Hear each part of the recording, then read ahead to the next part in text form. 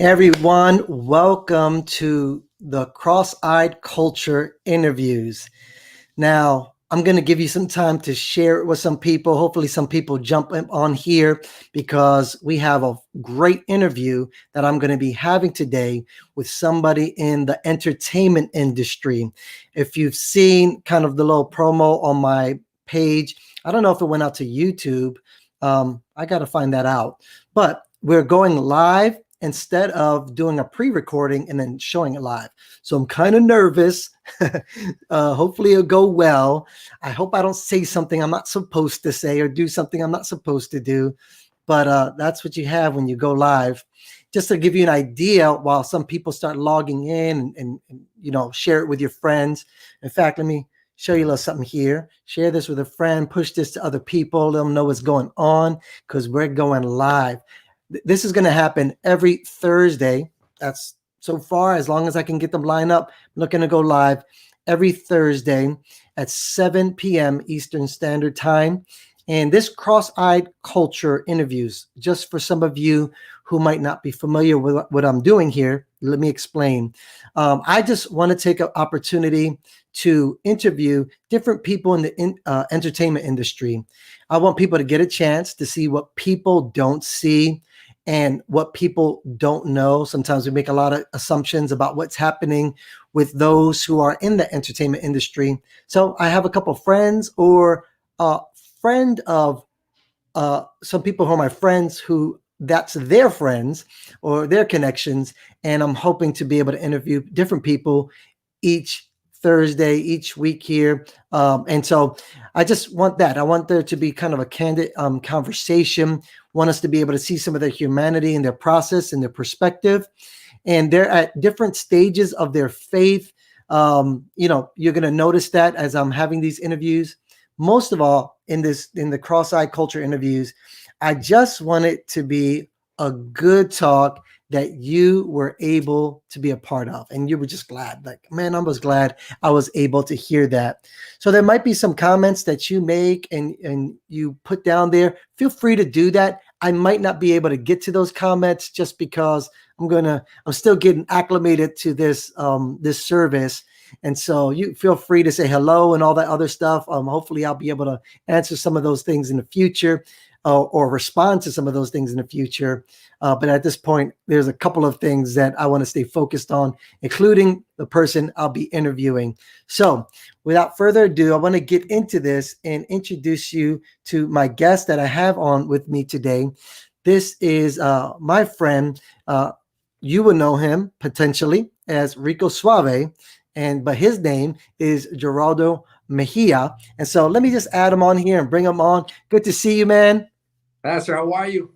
I'm doing well, and I can call you Pastor too, but that's part of the story. Maybe some people are going to be discovering as they're on here. So, well, I want people to get to know you. I want to be able to have this conversation. But let's start with this. Maybe you can share how we first connected and where that all came about. I want you to think about that, but let me tell the people my rendition, then you can tell your rendition. Okay. So as I recall, you were having auditions for some backup dancers. So I show up, I do my thing, and you saw me and you knew that I would steal your shine if I was on the stage doing the backup dancing. You wanted to make sure that the people were good, your backup dancers, but you wanted to make sure that they weren't that good, but they would steal your shine. So I didn't get a call back, and we ended up bumping to each other at the club, and then we went into this whole moment where I was really bitter, and we did a little battle. People backed away, did the circle thing, and after that, man, it was a close tie. It was just a close tie. But I think we got our frustration out. I was able to forgive you after that moment. And yeah, the rest is history. Through that, we ended up meeting later on, finding out that we had now in common the faith, and boom, here we are. That's right. So You're right on point. You're right on point. Why don't you tell the truth? I mean, your rendition of how we really met, it might not be as elaborate as mine and as special as mine, but I thought I'd give it a shot. Oh man, I think it was a God moment when we met, Pastor. We were introduced through a mutual friend, Pastor Kelly Lorky. Yep. And I remember for the first time when I was, you were speaking that night, and I remember Pastor Lorky telling me, "Oh man, you're gonna like this guy, man. He's an old break dancer back from your days." I said, "Really?" So, and I remember you came and you did this. It was a sermon about culture, and you brought the cardboard box Yep. out. Yeah, out in the uh, On in the the stage, stage, right. and Hmm. I took that sermon. I kind of stole, because I'm Oh, sorry, man, I committed that's a all sin. good. I kind of stole a couple of great parts from that, and made a very relevant sermon a couple of weeks after at my church, talking about how culture, how it changed, how culture usually changes us, but we as people too, man, we need to be those countercultural, few that are still around that, we got to go against, we sometimes have to swim against the current. That's right.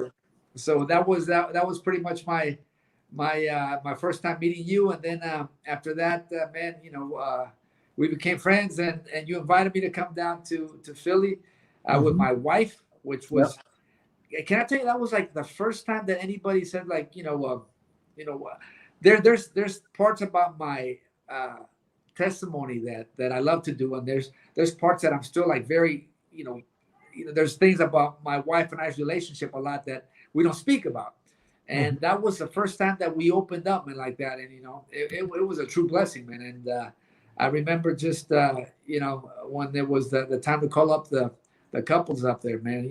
There was a lot of people that came up, and it was, and that opened up my mind. And since that day, Pastor, we've been doing a lot of stuff together, my wife and I, and couples retreats, and Good. doing things where we can help, husband and wife, or Yeah. if anybody's looking for a wife or a husband, man, we're trying to give them some kind of advice, some kind of guidance.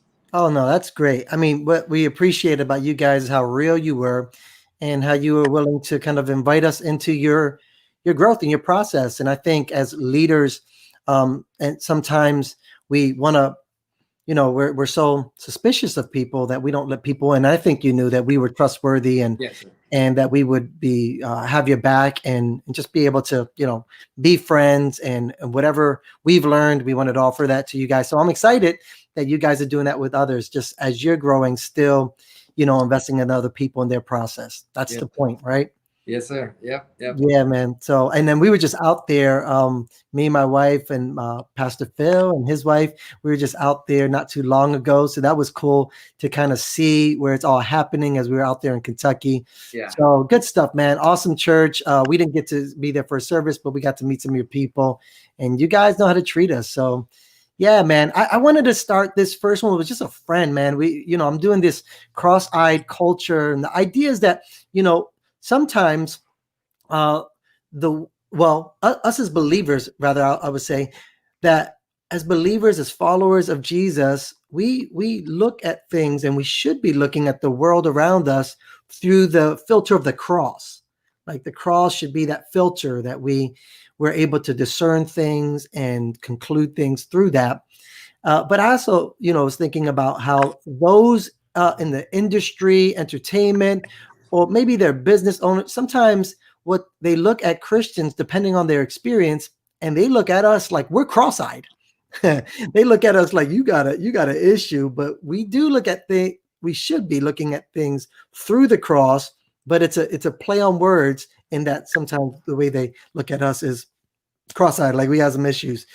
So I want to be real about that. I want to talk a little bit about maybe some of the people that would see us like that, and how Christians can sometimes come across, and maybe what that looked like for you and or other people in the industry. But before we get into that, why don't you just give us a snapshot of what age you were when you started getting discovered, and you came out as Rico Suave. So hopefully people aren't here and they recognize you. You Yeah. still, I think it's in there somewhere. We can see him. Uh, they got to Google it. Like that is him. Yeah. But what age you were, and what you accomplished as an artist for some people. And I know you're humble, but it's just good for people to kind of understand Mm. where you kind of were elevated to. Mm. So as you start talking about some of these other things, we're going to talk about like that. You're talking from a perspective of one who had a lot of fame and prestige. So give us an idea of when you started and like what kind of things you accomplished as Rico Suave. Well, I started. Well, we're talking about a little bit. I started as a popper, as a break dancer. You know, back when I was 14. That's how the bug hit me. And when I saw that, girls reacted to dancing in a positive way, and I said, this. I was a terrible athlete, so I decided that it was going to be my thing. And Mhm. after that, I did a couple of these breakdance movies. I wasn't in the, I didn't get the big roles. You would see me for a couple of seconds and as an extra in a couple of them. But then after that, Like in what? Like breaking, and what was the other one? there was Electric. there was one. No, yeah, there was breaking. There was electric boogaloo, but I wasn't in either of those. I was in one that didn't do You too went well. for it though. Huh? You did. You were going for it. You were trying to be on those. No, I was too late. I lived a Okay. little far off from Hollywood. I lived in Pomona, so I didn't know much about the auditions then. I was a little late on the Yeah. whole auditioning. So I got when I did a movie called Body Rock. Do you remember that? You know what? That sounds familiar. Yeah, yeah. Well, it was like one of the after breaking became popular, all these other breaking movies came out that they were really bad. That was one of them. So yeah, so I you can see it for a little bit there. I did a Disney movie with Ben Vereen where I was also a break dancer. But then after that, man, I got lucky. I was seen somewhere dancing around, and this guy was asking me what if I wanted to be in this movie, and I thought he was talking about my dancing, but he was talking about acting, and I lied, and I said that I'm an actor, and I went and I got it, bro. And after that, there was a movie called Winter State Girl. I went to Dallas for 6 weeks. They sent me a script right after that for a movie called Can't Buy Me Love with Patrick Dempsey. And as I was filming that movie, they sent me the script for the movie The Colors with Robert Duvall and Sean Penn. So as an actor, I was working steady, and after So that, you're actually doing more acting than the rapping part, right? oh It- yeah, yeah, it oh, became that opened up the hip hop and the dancing opened up a whole new thing in acting for me. I wasn't rapping back then. I was not. I wasn't really a rapper. I just loved to dance to rap music. That was mhm. my thing. You put on Soul Sonic Force, and wherever I was at on a dance floor. Even if it was in the Right. streets or whatever. That was my thing. So, but it opened up. It was like a synergy between the dancing, the acting, and then which turned out for me rapping because as I was acting, I saw an opening. I saw that MC Hammer came out, and had everybody going crazy, and then Vanilla Ice comes out and he had white people go crazy, and then I was like, wait a minute. I said, MC Hammer got black people, Vanilla Ice got white people. I said, there's a there's an opening for me. I'm gonna have the brown people. So Mhm. that's the way I looked at it. I looked at it as an opportunity, and it just worked out for me. I was just happy to do this video, and that video MTV picked it up in 1991, Pastor, and that video was on heavy rotation when being on MTV was what you needed to do. If you were an artist and your song was not your video was not playing on MTV, sorry, but you weren't making it in those days. Yeah, no one heard As of you. big as you were on radio, you would not. MTV was everything. So we got to be a heavy rotation MTV, which kind of changed my life. So I went from being somewhat of an actor to this, mega pop, type of artist that I got recognized everywhere I went, and I got to tour the world. I made bro, till this day, people always like, man, do you get mad when they call you Rico Suave? I said, like, no, I could never. Man, for a while, I did because I was like, no, that's not my name, man. That's a song, whatever. I was taking myself a little too serious, but now I go, man, God worked it out so good for me because that whole brand of Rico Suave has carried me on till now. Yeah, you got coffee going on. We go. I should have brought it. I didn't realize you were doing Did you that. try it? Did you try it, Pastor? Yeah, you know what? I don't know if my wife gave it to me. She has tried it. Now I don't know if she kind of and didn't let me know. Oh, that's So, funny. Yeah, like she told me I'm she loves coffee. yeah, I'm more of a tea person than I am coffee, but I'll have it if she has it. So, no, so now you're becoming known. It's popular. Things are popping for you. Like what was it? What was coming in? Was there? It was money. There was opportunities. Yeah. Was there like a lot of fanfare? You said you were able to travel. Like, give us an idea of maybe those couple of years when it was just kind of like it was happening Yeah. and all that you were able to accomplish. Yeah. I was, it was all that. It was, money coming in. I didn't know much of the business. All I knew was that all this, ancillary money was coming in that I didn't know about. I was spending money like crazy because I thought it was always going to be there. Mhm. I lived that lifestyle. I would walk in with, 12 of my homies into clubs and, pay the bill every time. That was me. You're like, I got you. I got you. Yeah, I Like, got you, come dog. on. Come on, I got you. And but my whole thing was, I was already a Christian before I became famous. There was, at 17 years old, I accepted Christ, and my whole thing was, I didn't know. I always look at opportunities as doors that God opens, but I learned in life that God doesn't just open all those doors. A lot Mm, of times those doors open, so you can get further from God, and that's what started happening in my life. uh, These doors open and I started saying, "Oh, thank you, God," and little by little I started forgetting about God, and I started thinking myself and thinking that everything that I had accomplished was because of my own strength, because of who I was, and look away from the favor that I had in my life, from my purpose, and I just try to do things of myself, and I had to learn, man. But God loved me enough that I had to go through this process of of losing it all to gain it all, you know. yeah. And man, but I can tell you, man, when it comes to thinking of where I've been, I used to look at situations in my life where it can't get better than this. I opened up one time. I told you the story when I was opening up for Prince, and I'm in this limo with O.J. Simpson and Jimmy Iovine and Warren Beatty and all these other cats that are super famous, and I'm in this limousine going with them to Prince's house for the after party, and I was like, man, it don't get better than this.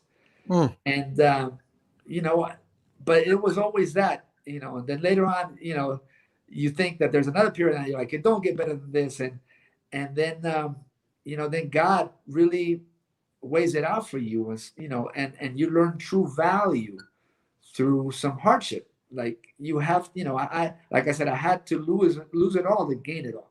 um, God loved me enough, and at that time, Pastor, when you're going through it, when you're not on top of the world anymore, and when people don't want to hear your song again, and when the culture changes, and pop rap became underground rap, and that was the cool thing, and we became, when I say we, MC Hammer, myself, and Vanilla Ice became a thing of the past, and nobody wanted to see us.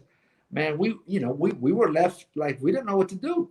mm, All I knew was that, I had become an accountant early on, but I didn't think I wanted to be an accountant for the rest of my life. I was like, no, this is what I love. I love music. I love music, and I tried, man. I really tried to make a comeback. I tried to make a comeback. People don't know that I had, 4 albums out there.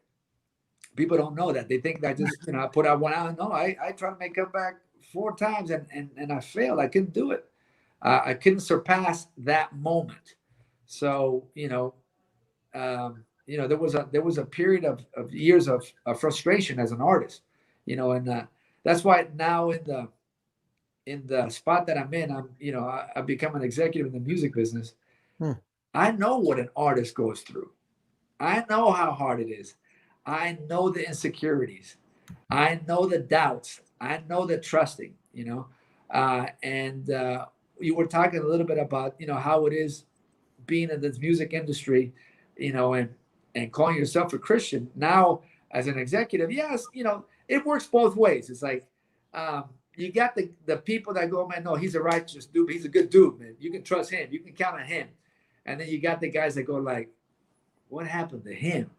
I Hmm. remember back in the day, we could go out and, and he had the girls and they're like, we lost him. I'm like, and then I'm trying to look through, like you say, through the eyes of the cross, look at them going like, my brother, you're the one that's lost. I wish that one day you will see it. But God has me in this arena still, because I think that there's a lot of people that I can minister to, and I can be You're a a guide. You're like a mentor and a support to them. You it, know. it Yeah. it's and it's hard in that part because the way they look at things, as you know, my friend, it's like if their mentality is a little different than ours, and I would say that than what God requires from us. Yeah.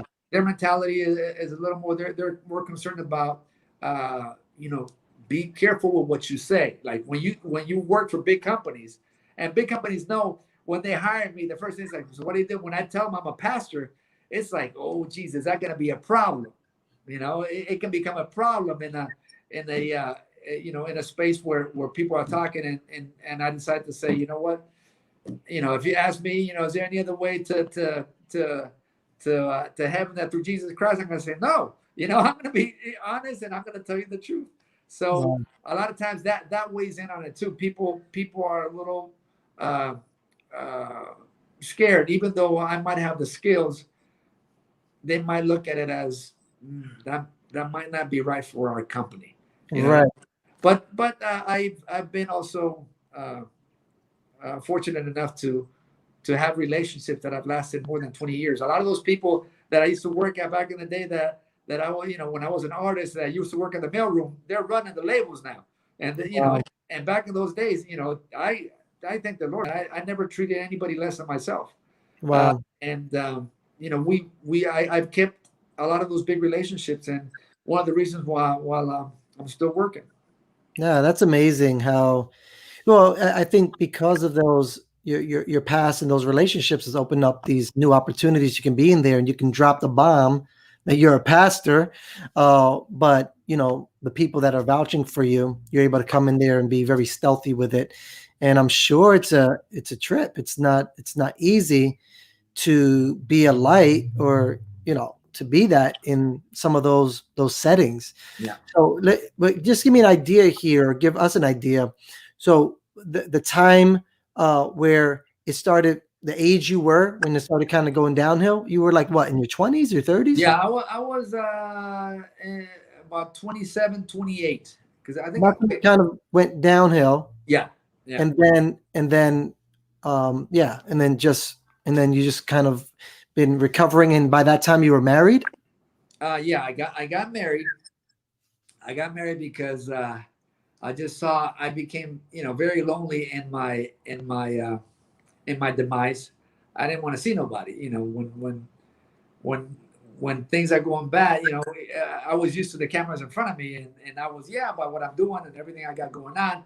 But when you had nothing going on, when you're an artist, the last thing you want to do is have a camera in front of you. So I was kind of laying low, and I decided to, not be by myself. And I was dating this girl, and you know, I made my move, and I told her, I said, look, I said, I like you a lot, and I know it's been just a little time we known each other. It was like we known each other for like 4 months, and then one of the things like, man, I want to have a baby. I mean, that was my, So you you know, think of family. I'm kind of trying to have a family. yeah, I want to yeah, yeah, someone to care about. And and I figured that would kind of be, in the eyes of the world, that could kind of be like, oh man, he's becoming responsible. He's that because I was known as a recluse too. I was back in those days. I was dating everybody, and people thought it was just that was just all I did, and I was trying to prove them wrong. I said, so we had our first child, and then after that we got married.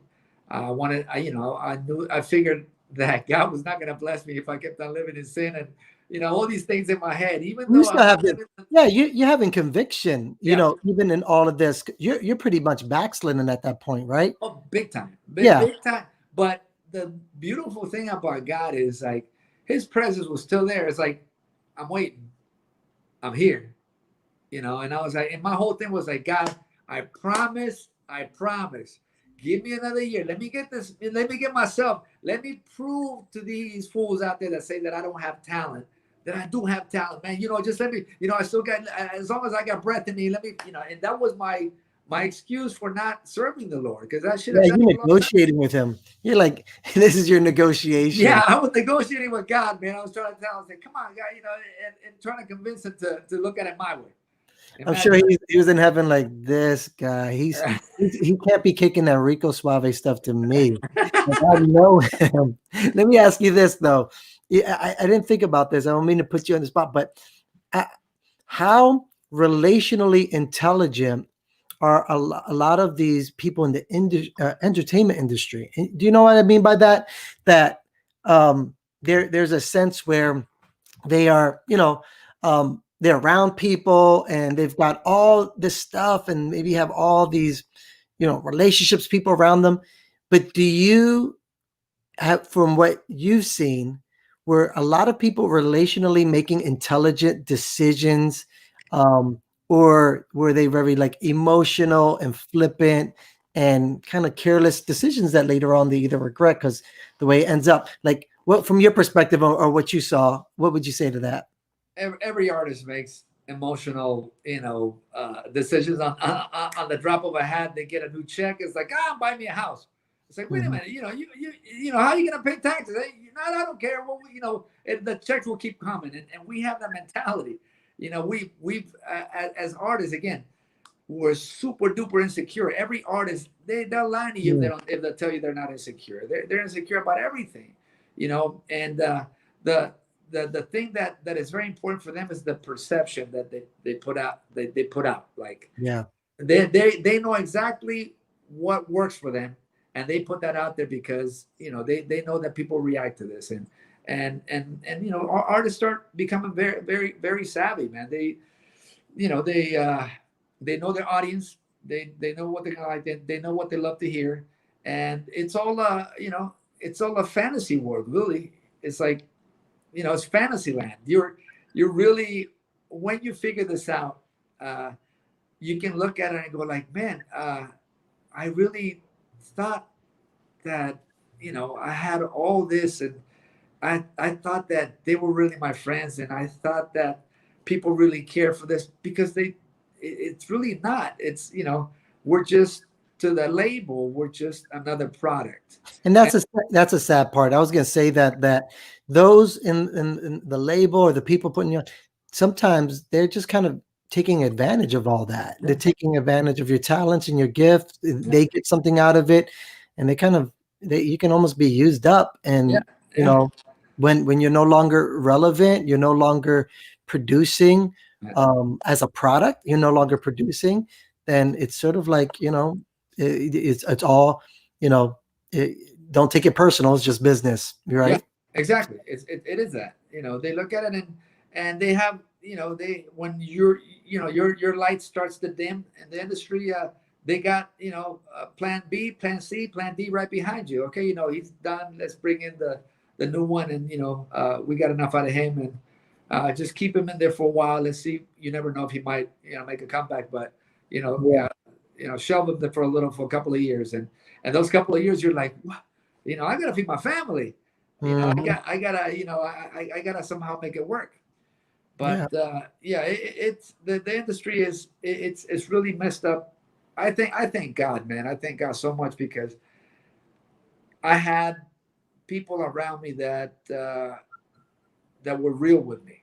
A lot of times, a lot of artists out there, they just have their yes people.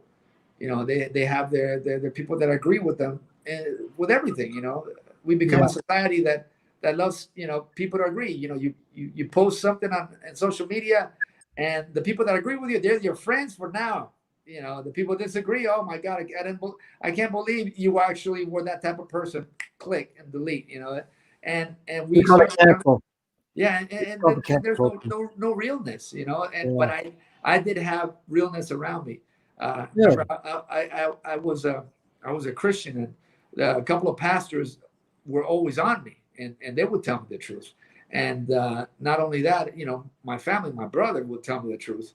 uh, you know uh, but everybody else that was on the road with me, it was always, oh man, you're the one, man, don't worry about it, man, we got this. You're gonna blow up again, you're gonna do this, you're gonna do that. And you want to hear that. Yeah, yeah, You want to hear that as an artist, but really, it's, you have your moment. Not yeah. every, I'm telling you, people think, oh man, these artists made it for so long. You're like, who? I'm thinking, who? You think about, you know Michael Jackson, the biggest pop artist ever, right? I mean, he died lonely in a terrible life. And Mhm. even after he's gone, there's all the speculations of what could be. I mean, nobody is really hung on. You heard, think about, like, icons. Kurt Cobain killed himself. There's, and you look at those things, and people want it so bad, but fame comes with a price. Wow. Yeah, You know, you're right.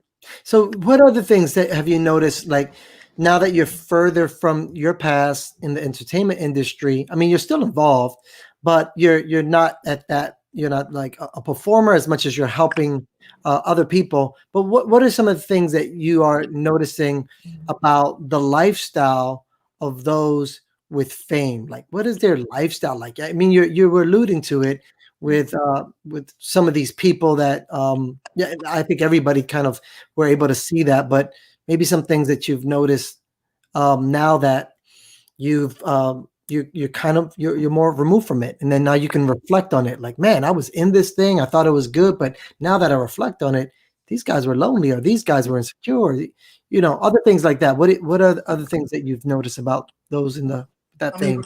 the one thing that, because back in our day, and I say back in my day, like in the '90s, and uh, in those years, when you were famous, you were famous because your song was hot, and you were on the magazines, and you were on the big TV shows, and this and that, and that's how usually I work. But nowadays, with social media, man, the the the the guy with no talent can be super famous. The guy that never thought he would, it became a YouTube sensation. Hmm. And you got these fame, and then you hear so much more suicides nowadays. We hear everybody's dying from so group. Those Korean groups, 2 or 3 people have just died recently. You're like, what the heck is going on? The K-pop, Everybody, some huh? of like the K-pop groups. That's right. The Wow. K-pop, there, and a couple of the girls, and then a lot of rappers, through it, they take their lives, or they live that life so much, and they're promoting it so much that people want to see if it's real or not, and you know they get handed a situation where somebody's going to shoot them. Mm, It's become that so quick and so fast. Like, fame now is a thing that can happen real quick, and you lose it just as quick. yeah. You and the reaction from it. Yeah, you can have millions of people that are following you, but are they really followers? Are they really fans, or do they want to see you fail? Mm, And it's like that. You don't know. There's no realness to it.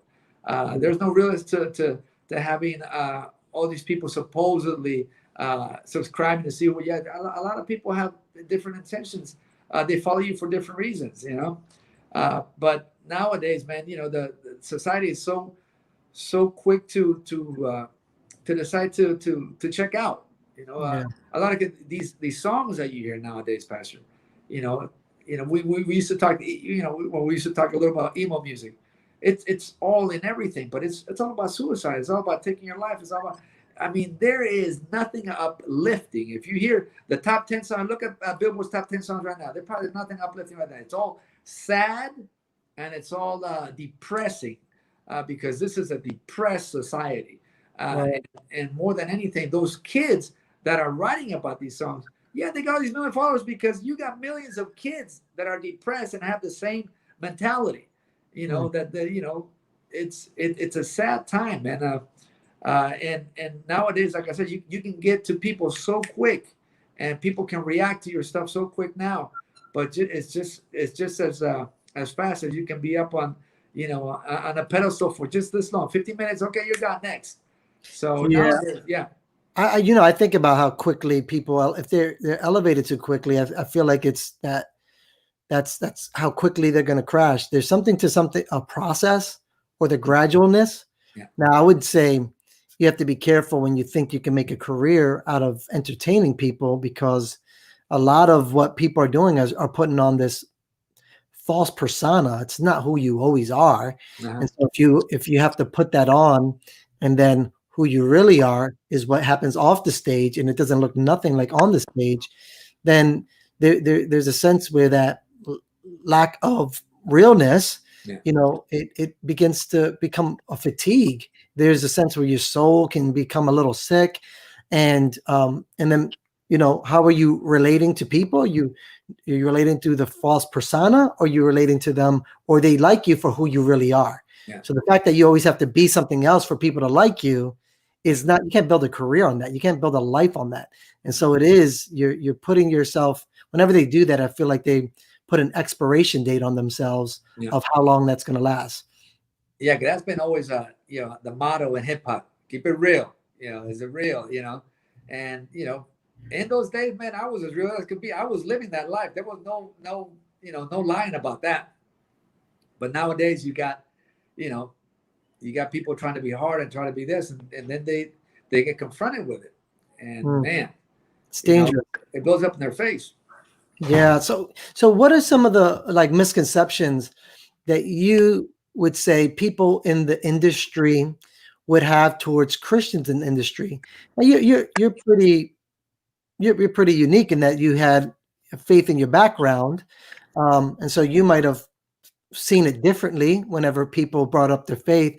But would you see overall whenever person mentions like, oh yeah, I believe in Jesus Christ, or anything like that? Was there a certain uh, way that all of a sudden they begin to act or treat or even speak about those who would be Christians in the industry or Christians in general? Yeah. Well, like we're looked at as hypocrites because if we say that we're Christian, but we stand for something that goes against their beliefs, then we become hypocrites. If somehow what we believe in doesn't agree with their emotional stance, we get looked at as these dictator Christian, judging people. um, in the industry that I'm in, I've been able to being the realest I can be. My whole thing is, Pastor, when I'm with people that I meet that are new, and they don't know much about me, whatever, I wait on God. I wait on God to open up that door, and whenever He does. But I've been surprised a lot that people would say, "Hey, you're a Christian." Oh, me too. But they're these like closet Undercover. Christians. They're the closet Christians that you see that they they love God, but they care a little bit too much about their job, or their they're trying to make these low key moves so it doesn't hurt them later on in the long run. And I understand that. I get it. I to me, I'm at the point of my life where I got nothing to lose. I got everything to win by claiming Christ. I got nothing to lose by being loud about it. Now, uh, again, some people will get that as like that's danger zone. Don't hire Gerardo, or you can trust that dude. You know, he'll be, you know, you can trust that dude with your artist. Lately, like the example of Kanye, you know, how he is, you know, out and he's become this open, you know, you know, he don't care. You know, he's never cared. So I wouldn't say that. You know, but as a Christian, he don't care either.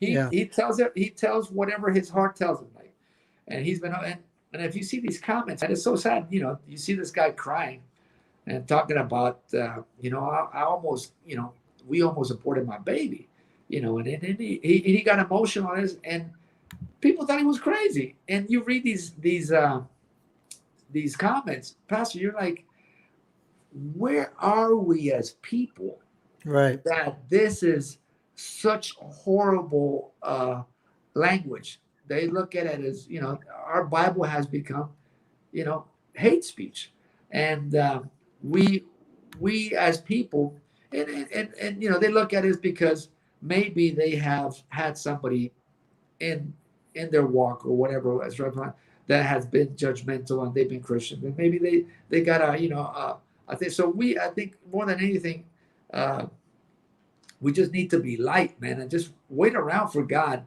Right. to open up those doors, man. Because you know, I love Kanye when he was, you know, in the world. I love Kanye, you know, when he's a Christian, when he's struggling trying to please God. That's just me. And I see people in the industry that got that too. A lot of times I'll go and you know, all these people in the reggaeton world, bro, they're like, I get it. He goes, you know, I understand. He goes, my grandma's been praying for me. They have some type of background where they know God. They know God's there at least. You know, Yeah. and somebody's been praying for them for years.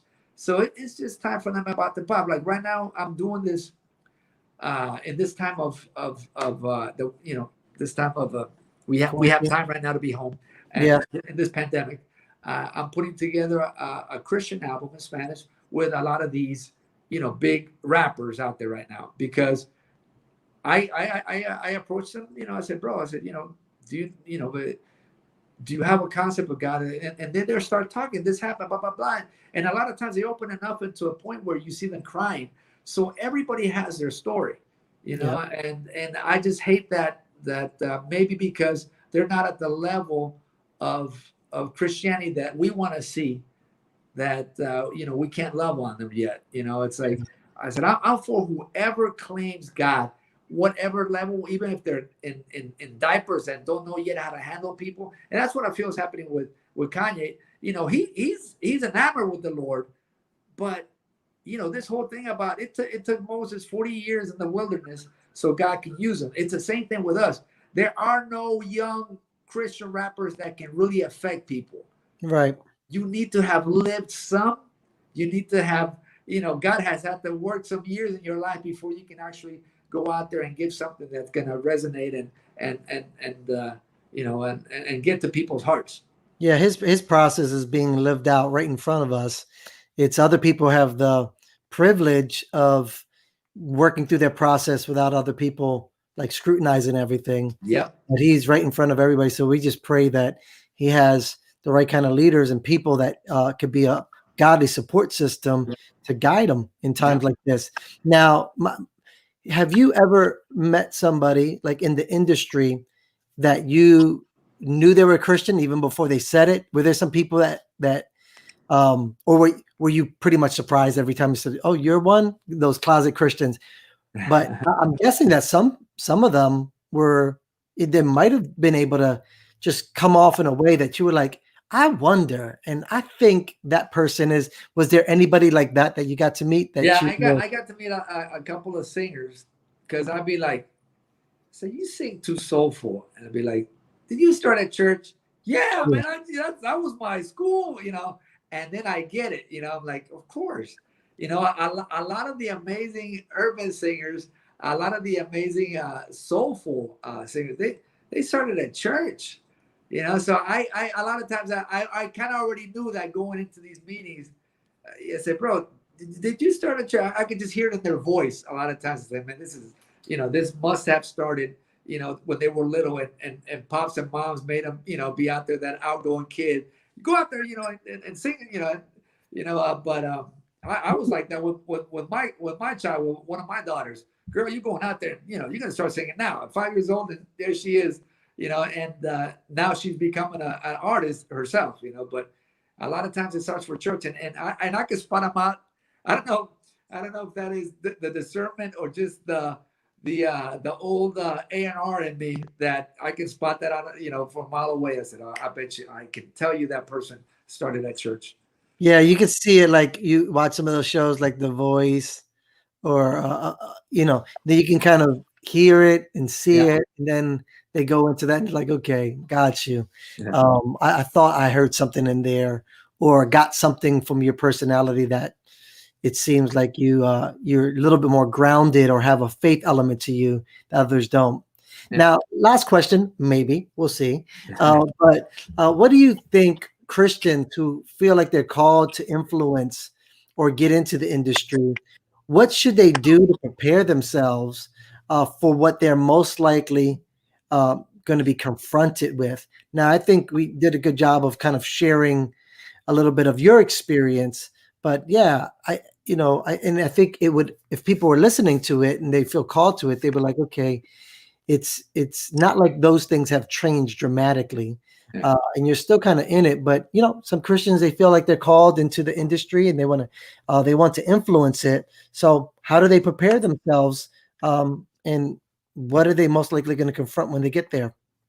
Yeah, well, the thing is, you're really gonna, if you're a Christian coming from like a Christian background, and I know a lot of artists that have done that. They come into the pop world and try to spread the message a lot of times, and uh, you know first of all, we have to teach our people, the fans or Christian fans, that we all make mistakes, whether we're Christians or not.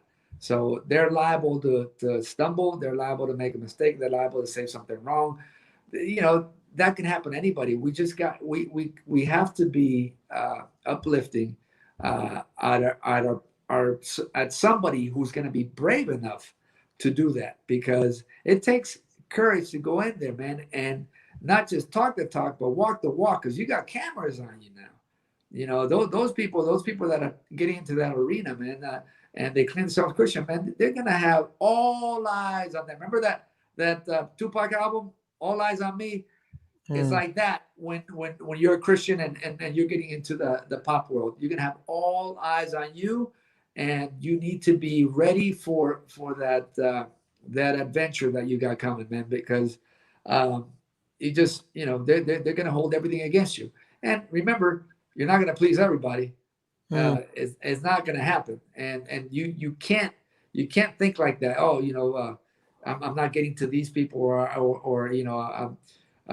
they're coming down. The religious people are coming down on me, or whatever it is, man. It's like it's gonna happen like that. The Somebody once said that the I don't know what the secret of success is, but I can tell you what is the sure secret of failure, and that is trying to please everybody. You need to just be yourself, man, with all your flaws, man. All of us with all our flaws, being pastors, man, we love the Lord, and we mess up daily, and we just need to teach, I guess, our people too, Pastor, that they got to be more compassionate, and uh, knowing that they're going out there representing. They're trying to be ambassadors in a business that's really tough, and a business that can really switch them around, and take them by surprise. And we need to pray for them, man. And like I said, I am for everybody. Anybody that says, man, I can care less, man. If I don't know who right now would be crazy if they turned their life around. If Marilyn Manson turned his life around, became a Christian, I'd be like, yeah, that would be me, because I'm like, Yeah. good. Why would I be mad at that? Hmm. You think about whenever the industry has a way of altering. I don't know if you would agree, and maybe other things do that as well in Oh other yeah, places. But that the entertainment industry will alter you, and kind of try to configure you so that you are there. the version that they want to present to others, especially because they're putting money and they're putting a lot of things out there, and looking at you, and they're seeing how the talent, how the appearance, and all those things can work to really perform, entertain, and bring in money. So I would imagine if there's, like, to what you were saying, if there's insecurity that's there, then you can end up being a candidate that will be end up being altered. If you're confused about, or your identity is not as strong in who you are, that can be, then you can be manipulated easily, Yeah. especially when they're starting to say, well, there's money, or you're not going to have this opportunity. um, and I would think you need to have a value system. Like, if your value system is not, then they're going to impose their own values on you. Yeah. So I would imagine, like, if a Christian's going to come into the industry and look to influence, that those things need to be like solid. You're going to have to be ready to kind of fight some things out. Yeah. I would imagine, like a Daniel, you're going to have some things that you're going to have to really be certain about, because if there's any room for doubt, if there's any room for it to be altered or changed, then it will be. Yeah. It will be by the time that they're done with you, and then you end up being so far from what you thought it would be like, and what you thought you can do. I would think that you have to be very careful for, like, the greed or the lure of money, Yeah. right? Because I'm thinking they're throwing a lot of numbers and money at you, and so if they can, like, pay you off to do this, then you'll justify why this makes sense, Yeah. Yes. Yeah. right? Because a So lot of, that's what I think. yeah, a lot of people always do that too. Because even in the social media arena, it's like, it seems like, why, a Christian person or whatever, they're doing these ads, and they're revealing a little too much, and you get, oh, I need to survive. That's just how I live. I'm like, oh yeah, no. So there, you're in an arena, man, that is gonna test you in every way, and man, you just all I can tell you is the closer you are to the Lord, man, the better you will be. The better counsel you will get. When I was living the life, I was far from God. I wasn't hearing Him. He was screaming at me. The closer you are to God, man, don't drop off your Bible as you're growing, and if you're a Christian artist, and things start working out for you, man, stick stick to it. Stick to the same things you used to do before, man, and don't let that go, because that's the only thing that's going to keep you grounded. You can easily backslide and eventually fade, and eventually not be remembered. That happens to everybody. So you want to make a statement. Maybe you're not going to make a statement, and with the longevity that you have, but you might make a statement with a few people that you can turn their lives around in this business. And Yeah, I feel that's everything. I've been I guess I've been God's used me for a couple of people that you would never think would turn their lives around. And it's been awesome to see the way God works, man. Sometimes we got to be patient, and we got to be willing to open up, at the drop of a hat. Because yeah, man, artists, pastor, they want to talk, they want to open up. They're sick of the same questions. Oh, what's your favorite color, or what's your favorite song? Who would you date? They're sick of that. When you put it over here, it's like, wait, man, how's your spiritual, bro? It's like a breath of fresh air for them. It's like, man, you know what? I haven't heard that in a while, man. Let's, and you see them, and you see that again. You see that thing that they hide, they keep quiet so much because they're afraid to show who they really are. And we're all insecure beings. Yeah, right. Yeah, that's the human side. And whenever we ask certain questions that are a little bit, closer and more spiritual, you can see them, get to that place. What I liked about what you said was that, sometimes God does send people like you into the industry to influence people there. But some of your story is that, God himself in a lot of ways was pulling on you and looking to reach you. So even when there's not a person, God knows he's not afraid of those places. He's not afraid of, pricking your heart or bringing to your remembrance your childhood or your grandma or your upbringing. That kind of gets you to that place where you realize there was um, the days that you were walking with him, and that's still him there waiting and wanting you to come back to that place. So that's a couple of things that I took away from what you shared, because again, there can be dark places in Hollywood and dark places in the industry, but God's not afraid of going in there himself or sending in some people as Navy SEALs to go That's in right. and know what they're doing and know how to pray and know how to pull people out of what they might be in. Yep. Yeah, so this was great. I'm hoping in the future, man, that we would be able to, if you think of some other people we could talk to, maybe me and you can co-host and talk to a Yes, couple of your sir. friends or people who might be at different places in their journey. Let's do it. Let's see if we can do something like that. But it was so good to talk with you, and I'm so glad you were my first guest, because Thank you. again, you're down to earth. You're a pastor, but you've also tasted and experience that the entertainment industry. You're not far from it either in what you're doing now. You've found a way to, in some ways, marry both of those things. And so hearing your journey and hearing your perspective, I think helps humanize. And for some people here that might be Christians or feel like they're called to it, it kind of can embolden them on how to pray or how to proceed if they feel called to that.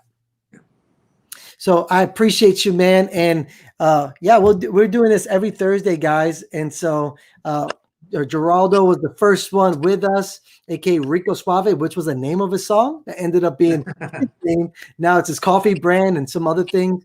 You know, I don't know if I can mention this, but you also have a video that you're gonna. Is that for the public yet, or is that gonna? Is that the public? The video that you shared with me Oh when yeah, yeah, it's coming. I'm doing a couple of fixes, and then I think it will be on in about 2 weeks. So, guys, yeah, look out for that. It'll be out on YouTube, I believe. You'll put it Yes. out there, and you can check out him on Instagram and Facebook. At right here is at Geraldo Mejia, right? Yeah. You find that in the church over there. So, great things he's doing, guys. Again, thank you, man, for stopping by and just speaking with me and talking with me and keeping it That, real. we love you, Pastor. Thank you for everything, man. And I'll see you soon. I'm coming to visit you in Philly. Hey, let's do it, man. All right. Cheesesteaks, Rocky, and and other things like that. You like Yeah, Rocky, right? I went there last time. That's right. That's Yeah, right. remember I got me film running up down the stairs. That's what it was. Yeah. Well, And I think you used it for a sermon or what have you. So yeah. that's cool, man. Well, appreciate you. Care about you a lot, man. And say hello to the family. We'll do. The rest of you guys, thank you so much for tuning into this every Thursday. You can just check us out here at my page or the YouTube at Brotherly Love. And we'll see you very soon. God bless you guys.